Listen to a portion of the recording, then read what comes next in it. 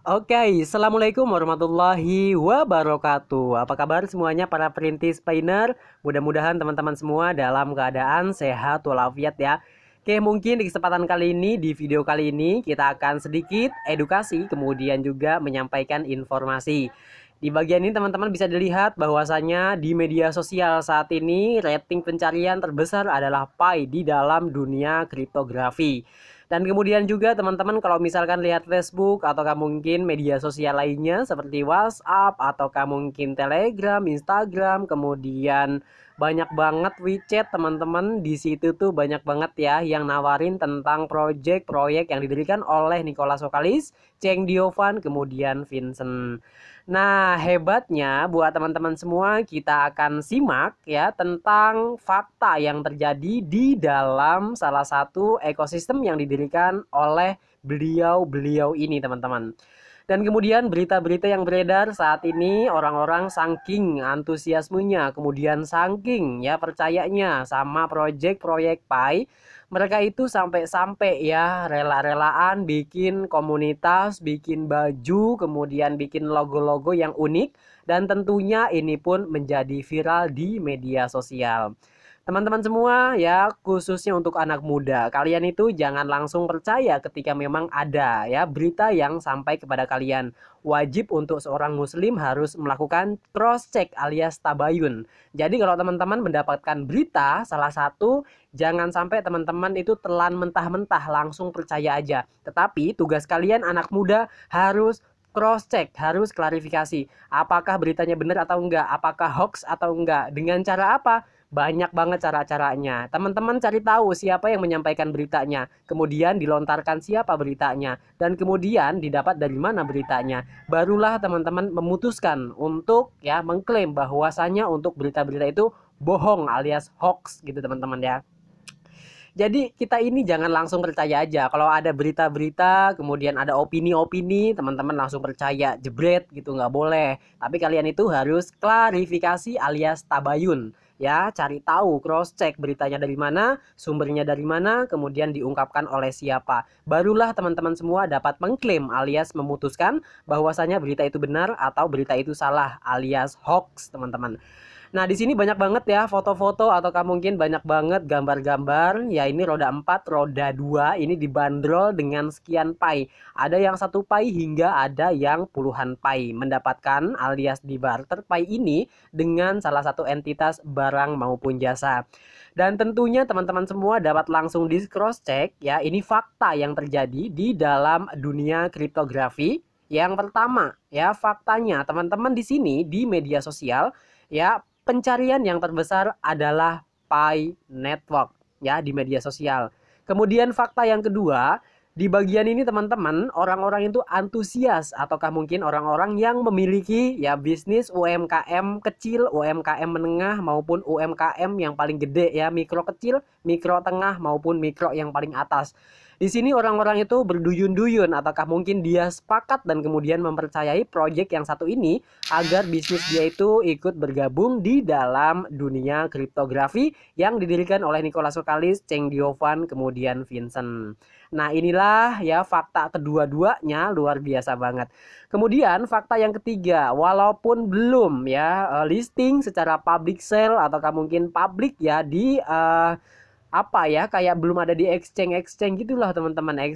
Mungkin exchange Indodax ataukah mungkin exchange lokal yang ada di Indonesia itu belum ya.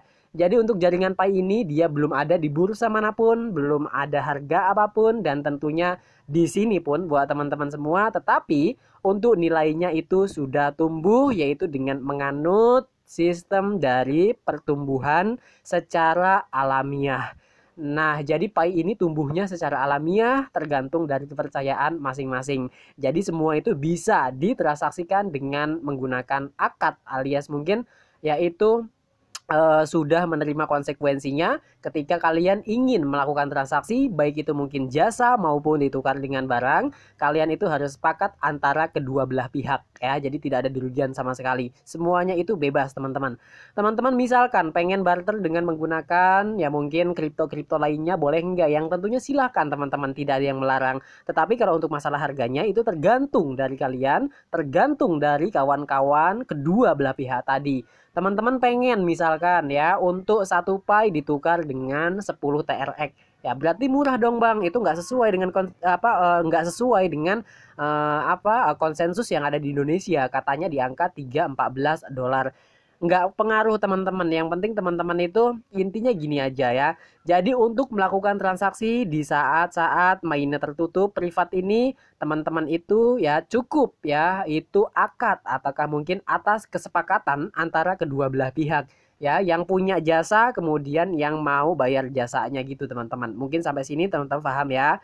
Dan kemudian fakta yang ketiga yang terjadi saat ini, tidak ada satupun ya dari Pi itu menawarkan jasa mereka kepada vendor ataukah mungkin kepada UMKM kecil ataukah mungkin bisnis lainnya. Pi tidak pernah untuk menyodorkan ya untuk menggunakan si Pi itu, yang tentunya ujung-ujungnya dipakai payment alias pembayaran. Jadi buat teman-teman semua, itu fakta yang ketiga. Pi tidak pernah untuk menawarkan dirinya untuk bergabung dengan vendor apapun itu ya. Tetapi hebatnya fakta yang terjadi, walaupun Pi saat ini ya ini belum ya, masih kelihatan agak-agak abu-abu gitulah teman-teman. Tapi semua vendor kemudian juga kebanyakan dari Pioneer, mereka itu siap untuk bergabung, terutama dalam yaitu bank. Di sini ada salah satu bank yaitu Bank Gaido, dia siap untuk menerima Pi dan kemudian tentunya dia itu siap-siap nih, sudah mempersiapkan dirinya untuk gabung join di dalam jaringan Pi. Jadi semua orang itu mengakui teman-teman dengan adanya Pi. Kemudian fakta yang keempat yang terjadi yaitu banyak banget komunitas-komunitas yang menerima manfaat dengan adanya Pi. Yang terutama mungkin teman-teman yang suka anak muda bikin blogger, bikin berita tentang mengenai Pi, kalian itu bisa dapatin duit dari Google AdSense ya. Kemudian untuk para YouTuber juga, kalian dengan adanya Pi, kalian cuma cuap-cuap ngomong-ngomong ngobrol-ngobrol aja ya, kalian itu bisa dapetin gaji dari YouTube-nya ya, itu dengan ngebahas Pi teman-teman. Itu manfaat yang tidak disadari, kemudian itulah manfaat yang tidak teman-teman sadari semua.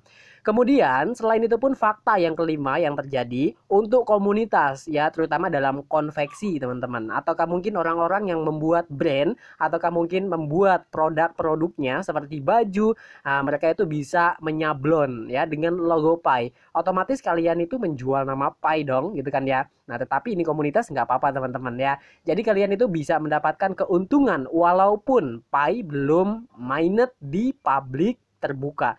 Itu artinya teman-teman sudah bisa mendapatkan keuntungan dari menjual logo Pi yang disablon di kaos kalian masing-masing. Itu. Kemudian yang keenam, teman-teman itu faktanya lagi nih ya, dimana kalian itu bisa mendapatkan lagi keuntungan, terutama UMKM ataukah mungkin yang punya toko kelontong ataukah mungkin kafe sekalipun, kemudian yang punya apartemen sekalipun teman-teman, kalian itu bisa mendapatkan manfaatnya dengan nongkrong-nongkrong adanya Pi, komunitas Pi, anak-anak Pi, kemudian tentunya serba Pi. Kalian itu bisa mendapatkan keuntungannya dengan adanya ya kelompok-kelompok Pi ini ataukah mungkin komunitas Pi. Otomatis kalian yang disinggahi oleh Pi, kalian mendapatkan manfaatnya. Dagangannya laris, kemudian dagangannya pun laku teman-teman. Nah itulah fakta-fakta yang terjadi, bukan hanya omong belaka, bukan hanya omong kosong teman-teman ya. Jadi di sini kita nggak bakal yang menghayal terlalu tinggi dengan roda 4, roda segala macamnya. Pada intinya gitu aja ya untuk kalian semua. Oh iya, buat teman-teman semua, kalian di sini bisa dapatin Bitcoin gratis ya teman-teman, bisa dilihat pula buat teman-teman semua. Nah, disinilah manfaatnya teman-teman kalau simpan nomor WhatsApp saya. Setiap hari saya itu selalu updating informasi tentang mengenai project maupun proyek yang lainnya. Kalau Pi Network ini merupakan jangka yang panjang, tetapi untuk proyek-proyek yang seperti ini itu untuk kebutuhan konsumsi. Beli rokok lah, beli beras lah, kemudian beli apapun itu teman-teman, kebutuhan rumah tangga. Kalian ini bisa dilihat di sini saya telah mendapatkan Bitcoin secara gratis sebanyak 0,00002 Bitcoin. Kalau dirupiahkan kurang lebih setara dengan 80.000 rupiahan. Tentunya teman-teman bisa dapatin secara gratis. Kalau pengen dapat Bitcoin gratis, teman-teman silahkan kontak WhatsApp saya di kolom deskripsi. Dijamin nggak pakai biaya sama sekali teman-teman ya. Nah, selain itu, kita akan kembali ke Pi lagi nih. Dimana untuk Pi, buat teman-teman semua, bersyukur kalian yang sudah bergabung di Pi. Jadi fakta-fakta ini tidak bisa ditampik teman-teman ya. Jadi untuk Pi ini dia itu diakui oleh masyarakatnya. Kemudian diakui oleh people di seluruh negara dunia. Itu artinya apa? Project ini bukan project ecek-ecek. Project ini bukan project hanya omong-omong belaka. Melainkan project ini merupakan project bener-bener project yang raksasa teman-teman. Nggak bisa diungkapkan. Dan kemudian kalau teman-teman semua pengen kepoin siapa si Nicholas Kokalis itu, teman-teman bisa langsung ya cross check ya tentang riwayat hidupnya. Riwayat hidupnya dia itu apa aja, keluarga dia itu siapa saja, dan kemudian orang-orang di belakang dari Nicholas Kokalis, Cheng Diovan serta Vincent itu siapa saja ya. Muridnya aja yang dia ajarin, dia berhasil menciptakan Ethereum dengan harga ya sekarang di angka 8 hingga 16 jutaan, sempat juga menyentuh di angka 60 jutaan untuk Ethereum. Tetapi ya untuk si bapaknya ya kriptografi ini ya, dia pasti ya nggak tahu ya teman-teman dapat menganalisa ataukah mungkin menganalisis secara ya tentunya mandiri. Teman-teman bisa cross check aja ya, muridnya aja bisa menciptakan apalagi bapaknya gitu teman-teman ya, alias gurunya lah gitu. Jadi ya tidak ada keraguan lagi jikalau teman-teman bergabung di dalam proyek-proyek dari Pi, dan kemudian selalunya ya banyak banget yang mencari kesalahan-kesalahan yang tentunya itu selalu saja digali tentang kesalahan-kesalahan dari Pi. Yang pertama di sini teman-teman perlu ditekankan kembali. Di Pi Network tidak ada yang dipaksa untuk bergabung di dalam jaringan Pi. Kalau kalian percaya lanjutkan, nggak percaya silahkan tinggalkan. Itu yang pertama. Kemudian yang kedua, di mana untuk core team tidak pernah menjanjikan apapun itu. Baik itu mungkin di kertas putihnya. Nah, proyek ini bakal gagal ataupun berhasil tergantung dari ekosistemnya. Sebagus apapun teknologinya, secanggih apapun itu mesinnya, tetap saja jikalau tidak ada kepercayaan, itu akan hancur belaka alias gulung tikar ya. Nah, itu teman-teman perlu difahami. Kemudian yang ketiga, buat teman-teman semua jangan sampai menerima informasi-informasi yang salah tentang mengenai Pi. Katanya ini banyak banget di-review sama YouTuber recehan. Ataukah mungkin seperti saya ya. Sekarang ini saya sedang mengamen di YouTube ya teman-teman. Saya ini lagi ngamen. Ngebahas Pi itu artinya saya ngamen teman-teman ya. Saya dapat gaji juga dari si YouTube-nya ya. Cuma ngomong-ngomong kayak gini doang, cuap aja kayak gini ya. Jadi cuman kayak gini doang dapat duit dari YouTube. Siapa sih yang nggak mau? Tentunya siapapun mau. Nah, tetapi untuk Project Pi itu selalu dicari kesalahannya mungkin sama si ya bebek dungu ya teman-teman ya. Kita ini dibilang bebek dungu teman-teman. Nah, oke dah nggak apa-apa. Walaupun dibilang bebek dungu, tentunya teman-teman tentu yang harus diketahui. Untuk si bebek dungu itu dia ngomongnya selalu katanya Pi bakal mainnet, kemudian dia bahas tentang white papernya, dia bahas juga untuk informasi-informasinya, apalagi ngebahas tentang masalah roda 2, roda 4 yang dia bahas di sini semuanya sama dia serba-serbi dibahas ya. Itu artinya apa buat teman-teman semua? Aduh nggak usah repot-repot aja deh ya ngebahas tentang mengenai itu. Yang satu nih teman-teman, satu. Ya, Nicholas Kokalis Cheng Diovan itu nggak pernah yang namanya bakal listing di tanggal sekiannya. Adapun kalau misalkan terjadi pengunduran alias ditunda untuk mainnet, itu artinya sudah ya yang namanya proyek bisa berhasil, bisa gagal, bisa diperpanjang, kemudian bisa diundur. Itu yang perlu teman-teman pahami ya tentang mengenai Pi. Pi ini merupakan proyek, jadi teman-teman kalau berharap berlebihan jangan juga. Intinya yang pertama apa? Yang pertama itu kemauan dulu ya. Kalau misalkan pengen sukses kemauan, kemudian kerja keras, tentunya yang berikutnya berdoa, kemudian yang terakhirnya tawakal. Semua yang kita kerjakan akan berhasil ataupun tidaknya kita serahkan kepada Tuhan Yang Maha Esa. Yang penting satu, anak muda Indonesia itu harus kerja keras ya. Nggak boleh rebahan doang kerjaannya kalau kalian pengen sukses ya. Intinya kalian itu harus percaya kalian punya potensi yang bagus, kalian itu punya skill yang bagus, bakat juga yang mumpuni. Kalau misalkan kalian paham dengan cara-cara ini ya tentunya bagus juga. Kemudian juga ada yang bilang lagi nih ya, katanya abang ini selalu aja cuap-cuap cari recehan ya, setiap hari dapat duit ini itu. Bang, inget bang, katanya dia bilang nih kayak gini. Yang namanya ini teman-teman, apa, uang, harta itu tidak dibawa mati katanya. Ya, katanya harta itu tidak dibawa mati. Siapa bilang teman-teman? Ya itu ceramah-ceramah zaman dulu. Ya, itu ceramah-ceramah zaman dulu. Harta itu nggak bakal dibawa mati. Itu siapa yang bilang? Ustadz mana yang bilang? Emang sih serba kalau ceramah kayak gitu. Tapi buat anak-anak milenial ya sekarang ini ngaji bukan hanya sekedar ngaji, yaitu turun menurun. Tetapi kita ini harus digabungkan dengan teknologi-teknologi yang ada, kemudian biologis dan lain-lain. Semuanya itu tidak ada di dalam yaitu kitab kita teman-teman Al-Quran. Dan tentunya kalau kalian anak-anak muda Islam jaya sukses ya, yang namanya harta itu bisa dibawa mati. Kalau kalian mati, harta itu bisa disumbangkan, disedekahkan. Itu artinya apa? Jadi pahala jariah. Ya, jadi anak-anak muda itu harus sukses, banyak duitnya, kemudian kerja keras juga. Kalian itu bisa banyak duit ya.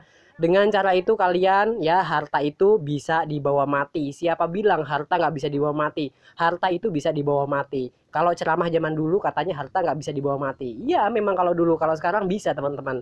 Kalian kaya, itu kalian bisa infakkan ya, sedekahkan, atau mungkin pengen diapain harta kalian. Itu menjadi amal jariah. Ya, jadi zaman dulu dengan sekarang ceramahnya berbeda.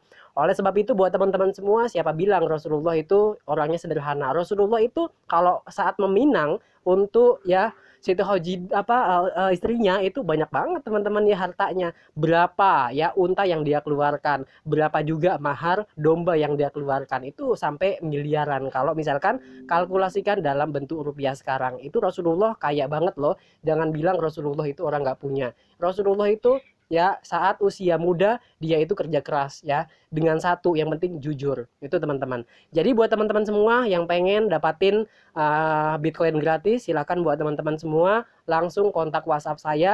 Teman-teman tinggal japri aja, bang saya pengen ini bang, tinggal teman-teman japri. Udah gitu aja teman-teman ya. Jadi fakta-fakta yang terjadi saat ini jangan hanya ya mengandalkan informasi-informasi yang nggak tahu dari mana sumbernya.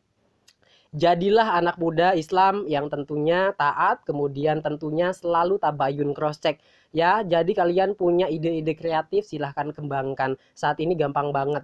Yang pinter jadi YouTuber silahkan jadi YouTuber. Yang pengen jadi blogger silahkan jadi blogger. Walaupun kalian kelihatannya cuma diem, duduk, diem, rebahan, tapi kalian itu sebenarnya sedang produktif ngebangun bisnis kalian sendiri. Ya, jadi itu teman-teman kuncinya. Yang pertama itu niat. Kemudian yang kedua kerja keras, tuntas. Ya, kerja cerdas, kerja keras juga. Ya, kemudian yang terakhir itu berdoa, kemudian yang terakhirnya tawakal. Mudah-mudahan kalian mendapatkan informasi yang mencerahkan buat teman-teman semua. Intinya untuk saat ini ya, fakta-fakta yang terjadi di dalam Pai ya, di Pai ini nggak ada yang menawarkan dirinya kepada vendor apapun itu, perusahaan apapun itu, bisnis apapun itu. Pada intinya semua bisnis itu bakal menginduk kepada Pai. Banyak banget brainstorm di dalamnya, proyek-proyek yang ya ngasih proposal kepada core team inti alias CT gitu teman-teman. Mudah-mudahan video ini bermanfaat buat teman-teman semua. Sedikit banyaknya mohon dimaafkan. Terima kasih. See you next video. Assalamualaikum warahmatullahi wabarakatuh.